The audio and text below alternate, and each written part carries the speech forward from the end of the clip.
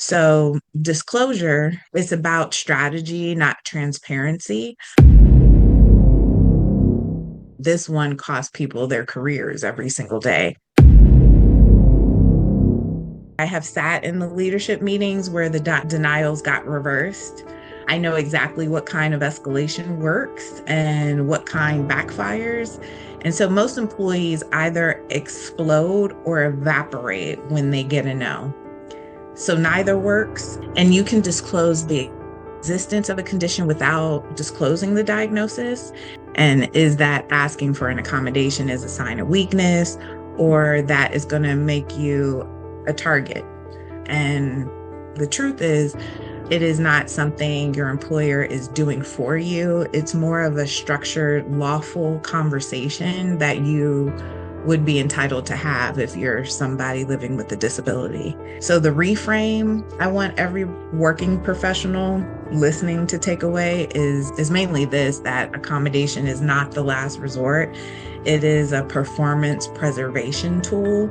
To use it upstream, and that's the entire game. Documentation is all about protection. Everything in writing, every email saved, every conversation followed up with a recap email, not because you're planning to sue necessarily. It's just because documentation is the difference between he said, she said. And documentation, ironically, is what prevents you from ever needing to sue.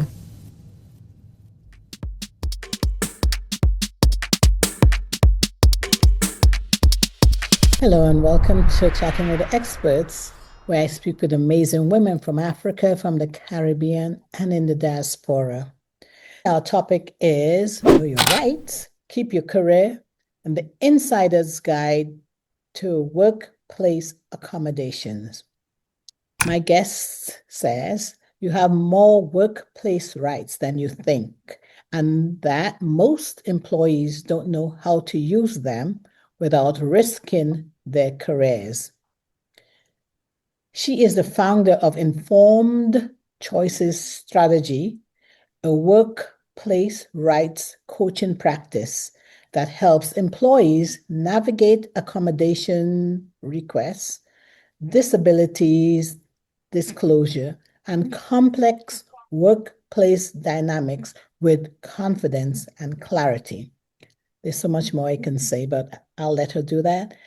And with that, I want to welcome Dr. Allison Butler to Chatting with the Experts. Hello, Welcome. Paula. Thank you so much for having me. Absolutely. I know I could have elaborated on your very impressive bio, but that's why you're here. Yes, definitely. You said that most employees don't know their rights. Absolutely. No, it's so true.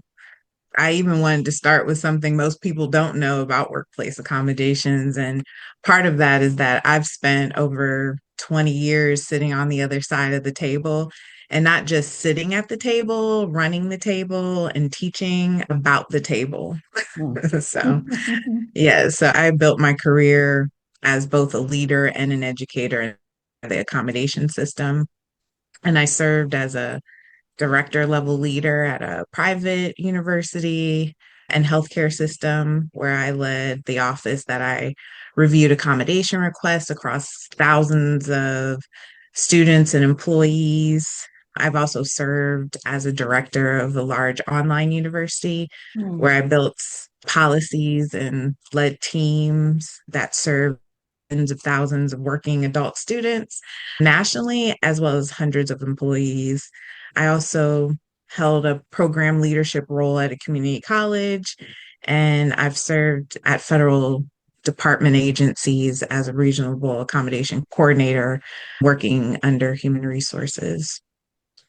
And I've noticed throughout my entire administrative career, even at the height of running these offices, I never stopped teaching. So I'm currently an adjunct associate faculty member, and I've been in the classroom continuously for years. That matters because coaching is, as we know, just teaching one person instead of 30. So I'm not new at working or helping people understand systems they didn't write. And I've been doing that my entire career. So when I say I know this system from the inside, I don't just mean I worked inside it. I mean, I built policies, I've trained staff, I set the standards that other people enforced and taught next generation of professionals how to do the work. So I hold a PhD in counselor education, a master's in rehab counseling, and over 2 decades, I served as a certified rehabilitation counselor. And across all these roles in all of those sectors, I saw the same pattern that employees who got what they needed weren't the ones with the most severe conditions. They were the ones who knew how to ask, essentially. So I launched Informed Choices Strategy this year because I decided I was done watching brilliant professionals lose ground in workplace conversations they were never taught how to have. And overall, that's the work. I can hear this pain in your voice because, as you said, it's the strategy of knowing how to ask for what is your right. Yeah, absolutely. Absolutely. And we were mentioning earlier about the biggest myth. Yes. This one costs people their careers every single day. And is that asking for an accommodation is a sign of weakness, or that is going to make you a target? And the truth is, accommodation is a federally protected legal right under the Americans with Disabilities Act. It's not a favor, it's not a perk, it is not something your employer is doing for you. It's more of a structured, lawful conversation that you would be entitled to have if you're somebody living with a disability. But here's why the myth survives. Unfortunately, most employees only see this process when something has already gone wrong and they're already exhausted. They're already underperforming because they've been masking and pushing through. They're already in conflict with the supervisor. And then they ask from the weakest possible position. And here's what I want the audience to know is because I led these offices, I can tell you with absolute certainty the strongest performers I encountered as a director and ADA compliance officer were almost always the ones who came to us early, not because they were the weakest, but because they were the most strategic. They protected their careers, their reviews, their bonuses, their promotions. So the reframe I want every working professional listening to take away is mainly this, that accommodation is not the last resort. It is a performance preservation tool to use it upstream, and that's the entire game. Wow. Wow. So, a question I have for you is what exactly is the informed choices framework? Because I think every employee needs to know that. Yeah, thank you so much for asking that. I would say it's the heart of my coaching. The three pillars essentially are disclosure, the actual accommodation request, and then documentation. And the order matters more than people realize. Mhm. So, for the audience mainly to hear me when I say this, that this is the exact framework I train my own staff to look for when they were reviewing accommodation requests. And it's the same framework essentially I've taught in university classroom for years. I am now teaching the working professional other side of the desk what the people behind the desk are evaluating. So, disclosure is about strategy, not transparency. Most people think disclosure is binary. You either tell or you don't. That's pretty much wrong. So, disclosure is more of a spectrum, and you can disclose the existence of a condition without disclosing the diagnosis. You Mm. can disclose to HR without disclosing to your manager. You can disclose functionality, meaning you describe the impact of your work, not necessarily the medical details. God. So, where you land on that spectrum is the most important decision you'll make in that entire process. And then the second piece is the actual request, which is about specificity. I would say the single biggest reason accommodation requests got denied in the offices that I led wasn't because the request was unreasonable. It was because the request was too vague. So when someone says, I need flexibility, that's not really a request, or framing it more so, I need to start at 10 a.m. Monday through Friday, and my shift, my end time accordingly is more of a request. I teach my clients how to translate their lived experience into operational language an employer can actually say yes to, essentially. And then documentation is all about protection, everything in writing, every email saved, every conversation followed up with a recap email, not because you're planning to sue necessarily. It's just because documentation is the difference between he said, she said, and here's the record. And documentation, ironically, is what prevents you from ever needing to sue. So that's really the importance. Okay, so if disclosure, you don't necessarily have to give any medical reason and Yes, no, no, documentation. you do have to have a medical reason. You have to qualify, but it's a Okay. large, broad range of conditions. There's categories, like there's physical, mental health, there's nervous system conditions, there's chronic illnesses. There's a whole gamut. So you do Mhm. have to have an official diagnosis.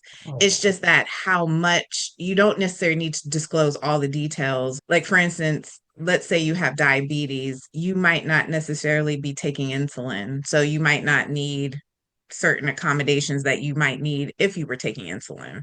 So depending on like the level of severity and the impact to you and what you're requesting, that's where you're tying in how the disability is impacting you at work. But like some people focus on, they just give like their whole my chart of Oh, now you're um clear. to for someone to review, and it's we don't need all that information, you know what I mean? So that's mainly the difference. Sometimes they think that they give all this information about disabilities or multiple diagnoses thinking they're going to get more accommodations, but is really specific about tying what your diagnosis is to the functional impact. So when I was using that flexibility example earlier, a lot of people will say, I need flexibility because I have ADHD, or I have a chronic illness that, like, my medication makes me drowsy. I'm usually drowsy between, I don't know, 6 a.m. to 9 a.m. And come arriving at 10 a.m. to work, you know what I mean? Having that Mhm. flexibility to arrive later and move and shifting my end time accordingly is the most effective assistance accommodation that I would need. So it's just changing that instead of just regurgitating everything that your doctor has told you in the course of managing your condition. No one needs to know all that. It's just really specific to how you're impacted at work. Okay. And I see why it's important to have that informed choice framework because Yes. there's a fine line. You need to be guided, in other words. Yeah. Really need that Right. guidance. Yeah. Exactly. Exactly. And unfortunately, sometimes depending on who you're working with, a lot of times it is an HR professional, depending on the industry and how large the organization or industry that you're working in. Sometimes it's somebody who's a diversity person. There's such a range of individuals that might be reviewing this. So that's why it's important because they're not medical professionals. So you don't need to get deep into the diagnosis per se. It's just accepting the fact that you do have one and that how more so you're impacted. So, like you said, that I think that's where my framework comes into play, just trying to help guide folks to not Over disclose. overshare. Yeah, Yeah. got you.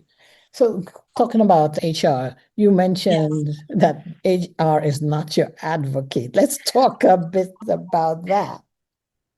And I do need to preface this because I want to be very careful here because I have deep respect for all HR professionals. And I have many friends in my network that were top leaders in HR. Okay.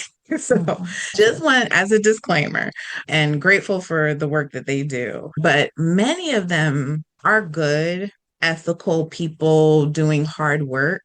I know because I led the office that worked alongside them. I've taught many of them in trainings over the years, and I've worked under HR as well. So when I tell you this next part, I'm telling you from the inside. Mhm. So HR works for the employer.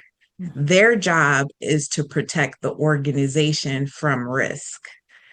So when I was the director, my paycheck was signed by the institution. My job by design was to protect that institution while complying with the law. So that's not a criticism, it's just the job description. And the moment employees understand that, I feel like everything should shift. So when you sit down with HR for an accommodation conversation, you're not sitting down with a neutral party. You're not sitting down with your advocate per se. You're sitting down with a professional whose duty of loyalty is to the company that signs their paycheck. However, they may be empathetic. They may be personally be on your side, but structurally, they are not your representative, so to speak. So, who is your advocate? Let's say, really, you are and or someone who you've hired, a coach, an attorney, sometimes a union rep, depending on your industry. So that's the entire shift for informed choices strategy exists to create. So I'm not anti HR at all. I'm pro you having someone in your corner who's unambiguously yours. And that's where you come into play now. Yes, You are on the absolutely. opposite side. You're Absolutely. not anti-HR. You Right. are the advocate for the employee to know their Yes, rights absolutely. as, Absolutely. as a worker. Yes. Yeah. Yes, absolutely. All right. Okay. Thanks for making that disclaimer Of because as course. Of course. No, because I have too many friends and I do not need no phone calls after this interview. I agree. I respect everything they do. So there must be a story or a reason that you took on, you became an advocate for the employee. Absolutely. Absolutely. It's really just informed by my work over the years. That's all I can say. It's just so many times I just see if I had an opportunity to talk to this person before they started the process, I think they would have had a better outcome. The good thing is that the process, you can initiate it at any time, you can reinitiate it at any time. But it's just that I feel that it just makes for exhaustion, employee exhaustion, fatigue, and resentment. And, that whole saying, you can build a mountain out of a molehill. So I just really wanted to have some type of platform that was easily digestible for folks because I never even knew what all this was until I got into the field of this work. And a lot of the ways I entered was through disability services and higher education and serving the college students and everything. And then my work grew into serving the employee side. But a lot of my training is about supporting individuals with disabilities in the area of job placement and retention, and just making sure that everybody has a right to participate and engage and make money and be supported in like their professional work environment. So that's really what speaks to why I got into this. And I'm an ally. I have a lot of family members, a lot of friends. Any of us can enter a disability category at any points in our lives. Some conditions are permanent, some are temporary. Yes, So it's something that intersects every identity. absolutely. Yeah. As I stay on this earth longer and Yep. longer, I realize that, yep, things I could do so easily 10 years ago, I have to Right. think twice now, Right. negotiating things like steps. I'm like, Exactly. where's the ramp? Exactly. And nobody really talks about menopause and the impact of menopause for us as women. When we get through, there's certain types of accommodations you can ask for because it can be a disabling condition depending on how severe your symptoms are.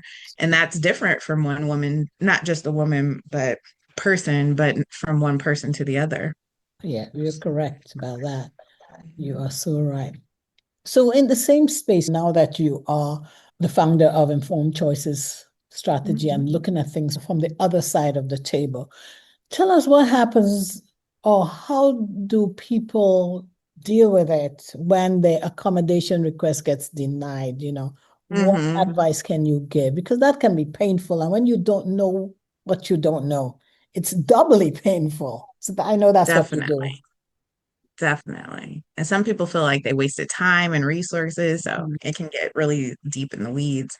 But first, like I cannot stress enough, like a denial is not the end of the road. It's more so the middle, if you want to reframe that. The ADA actually requires what's called the interactive process, and which means that your employer cannot just say no, they have a legal obligation to engage you.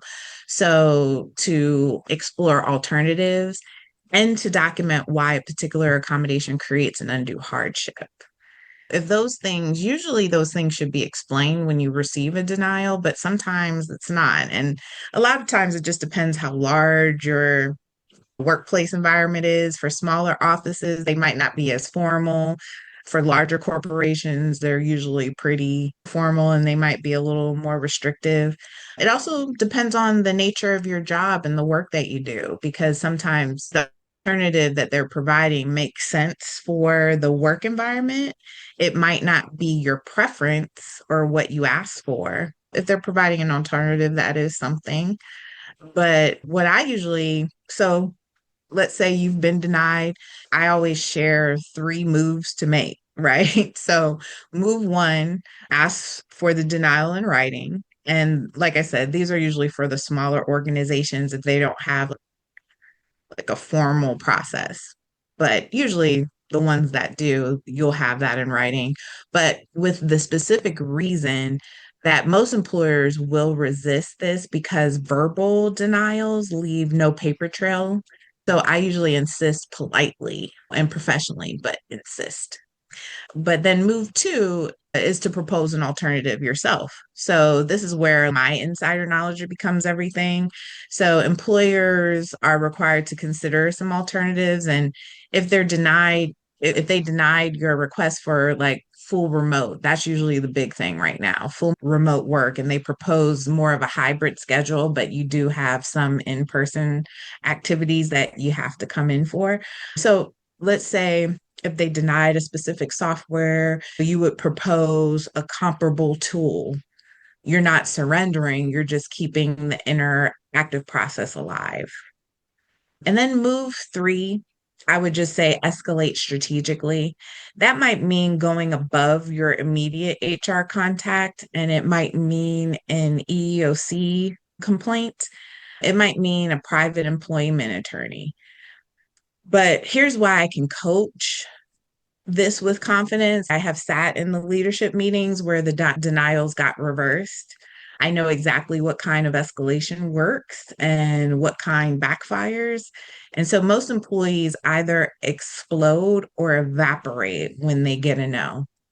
So neither works. So there's a third path, which is documented, it's strategic, it's persistent, And it's a path that I coach my clients through every single day. Okay. You mentioned an EOC complaint. What is an EOC? That is the Equal Opportunity Office of Compliance. And Okay. yes, so that's a federal agency. And usually, because ADA is a federal mandate, some folks usually go through the complaint process.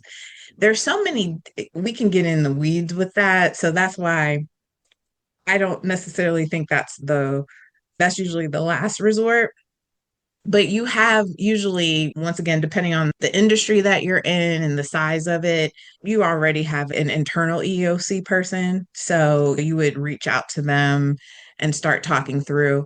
Like I said, usually those industries that have more formal processes will give you direct contact to your EOC contact or give that information, let's say in your denial to, reach out to them. But usually it's after you've done some attempts of requesting accommodation, getting denied, trying an alternative, or maybe if you're denied for an alternative. So it just really depends on when you would initiate that because it's not necessarily a fun exercise. Everybody's going to participate in the way they need to because retaliation is one thing that's covered in the EEOC review. So, yeah, it just can get really messy. And I think, once again, that's another process that's out there, but you just want to be strategic in the way that you use it. Wow. I can see that this is something that not only are you very knowledgeable about, but this is something that you're passionate about as well. Yes, very much so. That's one thing I love about what I do. I speak with women who are not only educating us Yes, yes, and inspiring and encouraging us, but they're passionate about what they do. And you absolutely. definitely are passionate about this. But we could talk forever. Why don't we do this? Let's open up the floor for those who have joined us so they can ask you even more questions and you can continue educating us on Oh, this. wonderful. I So, love that. for those who weren't able to join us today, how can they get in touch with you, Dr. Allison? Yes. Oh, well, the easiest place to find me, I would say, is my website, and that's informedchoicestrategy.net. Okay. And that's where my workplace coaching lives and where you can join the email list for any new newsletters or products that I might be advertising. But also, I'm very active on LinkedIn. So you can just search Allison Butler, PhD, and that's where I share weekly insights from my 2 decades inside the system and some of the current clients that I'm working with. And before I would let you go, I would want to say that one last thing is that if there's one person listening today who's been sitting on a workplace situation, wondering if they're sick enough or disabled enough to deserve to ask, I should say, you are. And that the ADA doesn't have a severity threshold. It has a substantial limitation threshold. And you are allowed to ask for what you need, essentially. Thank you for clarifying that because Yeah. everybody's life is worthwhile. And if you Yes. are, you have your life is worthwhile. And Period. yeah, Yeah, absolutely. That is the best way to close it. yes. And for those of you who joined us today and who are listening online, if you'd like to be a guest just like Dr. Allison Butler has been, please reach out to me on my website, which is chattingwiththeexperts.com. I'm also on LinkedIn. You can reach out to me on my business page there, which is Chatting with the Experts. I am on Instagram, and my handle there is at chat_experts_podcast. I also am on Facebook. My business page there is Chatting with the Experts. And we have a YouTube channel. Please subscribe to us there. You will find Dr. Allison Butler's episode there, as well as all the other amazing women who have encouraged, empowered, educated us, just like she has, and inspired all other women who are just like me and just like you, need to know this information. And now we will open up the floor to those of you who are here live with us so that you can get an opportunity to ask her all the questions that I haven't been able to ask her or forgot to ask. Thank you again, Dr. Such a Allison Butler, pleasure. for being such an amazing guest. Thank you. Thank you, Paula. Thank you so much for your platform and all the work that you're doing. It is not going unnoticed.